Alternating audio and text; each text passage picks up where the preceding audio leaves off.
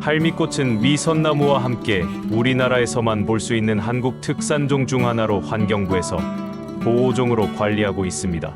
산과들, 전야의 양지 쪽 풀밭에서 잘 자라며 특히 야산 무덤가에서 자주 보이는데 벌초를 자주 해주고 잡목이 우거지지 않는 환경이 이상적인 장소를 제공해주기 때문인 것으로 보입니다. 뿌리에서 꽃줄기가 나오고 꽃봉오리가 열리면서 점차 아래로 굽어지는 모양이 나오는데 솜털과 함께 허리가 굽고 머리가 하얀 할머니의 모습을 연상할 수 있으며 특히 솜털로 덮인 열매의 덩어리가 할머니의 흰 머리처럼 보여 할미꽃이라는 이름이 붙여졌다고 하는데요. 왜 할미꽃이라는 이름이 붙여졌는지 알아보겠습니다. 옛날 어느 시골 마을에 가난하지만 정이 넘치는 집이 있었습니다. 남편을 먼저 떠나보내고 어머니는 홀로 세 딸을 혼자서 키웠습니다. 어머니는 아버지 없이 자라는 딸들이 가엾기만 했습니다.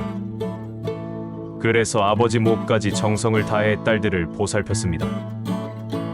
비록 가진 건 많지 않았지만 딸들을 향한 사랑만큼은 넘쳤습니다. 어린 시절 딸들은 어머니 품에서 행복했습니다. 이제 세월이 흐르고 어느덧 딸들이 모두 시집갈 나이가 되었습니다. 벌써 우리 딸들이 이렇게 컸구나. 어머니는 다 자란 딸들이 자랑스럽기만 했습니다. 하지만 서운한 마음도 없지 않았습니다. 모두 시집을 가 버리면 나만 혼자 남을 텐데. 그래도 어머니는 서운한 마음을 누르고 딸들을 결혼시켰습니다. 딸들을 한 명씩 시집 보낼 때마다 땅도 팔고 소도 팔았습니다. 그렇게 시집을 보내자 어머니에게는 허름한 오두막 한 채만 남았습니다. 하지만 어머니는 딸들 걱정만 했습니다. 딸들이 잘 살 수 있기만을 기원하며 지냈습니다. 많은 세월이 흘렀습니다. 어머니의 머리는 서리가 내린 것처럼 하얗게 새었고 이빨도 다 빠져버렸습니다. 어머니는 너무나 늙어 몸도 제대로 가눌 수 없었습니다.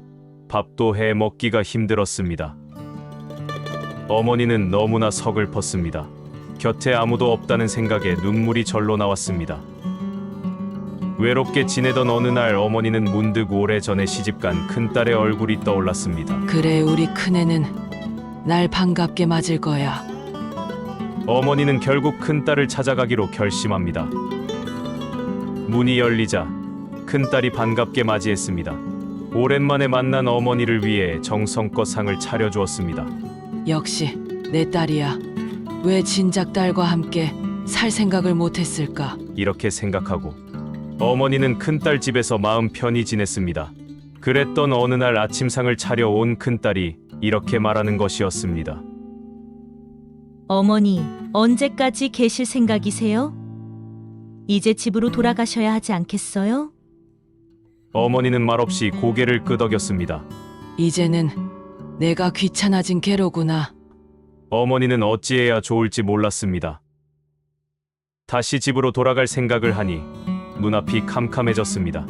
밥도 짓지 못할 만큼 늙은 몸으로 어떻게 혼자 살아갈 수 있겠는가. 어머니는 국리 끝에 둘째 딸에게 가기로 마음먹었습니다. 그렇게 큰딸의 집을 떠난 어머니는 둘째 딸을 찾아갑니다. 어머니, 오랜만이에요. 어서 들어오세요. 하지만 시간이 지날수록 둘째 딸은 어머니를 귀찮아하기 시작했습니다. 어머니, 왜 이렇게 밥을 흘리세요? 가만히 앉아있지만 말고 마당이라도 좀 쓸어주세요. 둘째 딸은 이렇게 어머니를 구박하기 시작했습니다. 추운 겨울인데도 어머니 방의 불도 제대로 피우지도 않았습니다. 어머니는 모두 잠든 밤에 소리 죽여 울었습니다. 그러던 어느 날 밖은 금세라도 눈보라가 몰아칠 것 같았습니다. 어머니, 이제 그만 제발 돌아가세요. 아이들 키우는 것도 힘든데 어떻게 어머니 시중까지 들어요. 제 생각도 해주셔야지요. 둘째는 이렇게 말하며 어머니를 쫓아냈습니다. 어머니는 모두가 잠든 밤 홀로 눈물을 흘릴 수밖에 없었습니다. 눈보라가 매섭게 몰아치기 시작했습니다. 지팡이를 짚은 손은 벌써 꽁꽁 얼어붙었습니다. 어머니는 금방이라도 쓰러질 것만 같았습니다.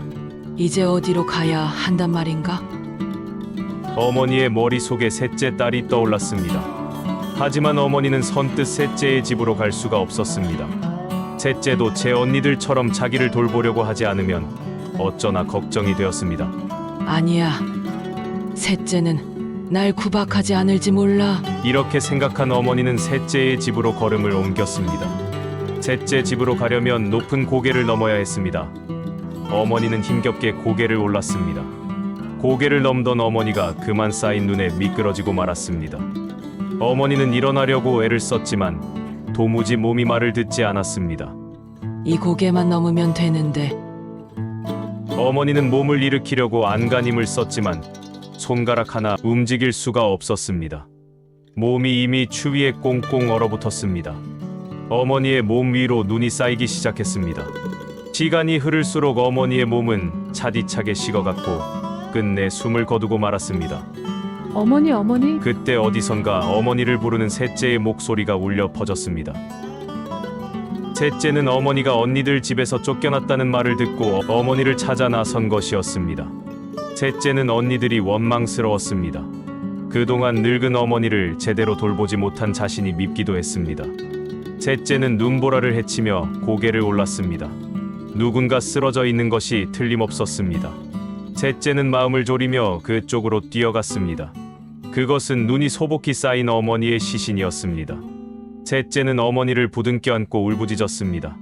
어머니가 자신을 어떻게 키웠는지 알기에 셋째의 울음소리는 눈보라 사이로 퍼졌습니다. 겨울이 지나고 봄이 왔습니다. 어느 날 셋째는 어머니 무덤을 찾았습니다. 무덤엔 파릇파릇 새싹이 돋아나 있었습니다.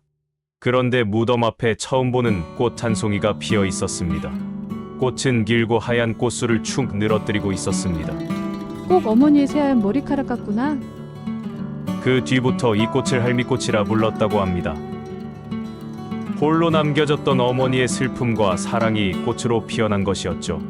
효도는 미루는 것이 아닙니다. 부모님께서 살아계실 때 그 사랑에 보답하세요. 한 어머니는 10자식을 키워도 10자식은 한 어머니를 부양하지 못한다고 합니다.